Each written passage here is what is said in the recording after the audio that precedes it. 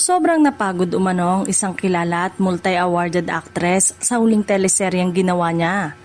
Ayon sa kumakalat na kwento, sapat na raw ang kanyang naipon at kinita sa mahabang panahon sa showbiz at maayos na rin ang kanyang buhay. Dahil dito, nasabi raw ng aktres sa ilang katrabaho na maaaring yun na ang kanyang huling serye at gusto na niyang magretiro sa pag-aartista.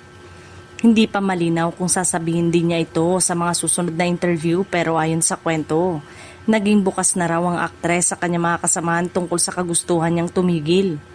Pakiramdam umano niya ay wala na siyang kailangang patunayan pang matapos ang maraming taon, proyekto at pagkilalang natanggap niya sa industriya. Isa umano sa malaking dahilan ng kanyang desisyon ang matinding pagod na naranasan niya sa taping. May ilang pagkakataon daw na kinakailangan mag-pack up dahil hindi na talaga kaya ng aktres na ipagpatuloy ang mabibigat na eksena. Kasabay pa rito ang sunod-sunod na pag-ulan at may hirap na kondisyon sa taping na lalo umanong nakaapekto sa kanyang pangangatawan. Ilang beses din daw nagkasakit ang aktres habang ginagawa ang serye at minsan ay kinailangan pa umanong maospital. Kaya naman naiintindihan ng ilan sa kanyang mga katrabaho kung bakit naiisip na niyang magretiro.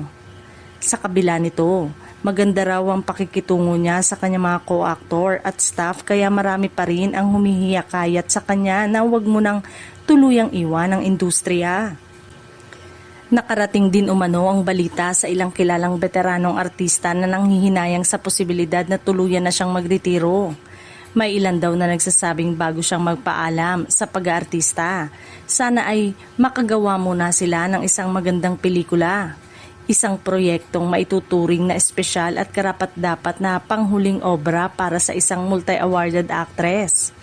Sa ngayon, pinag-iisipan umano ng aktres ang mungkahing gumawa muna ng isang pelikula bago tuluyang magretiro. Gusto raw niyang piliin ang kwentong gagawin at ang mga artistang makakasama niya.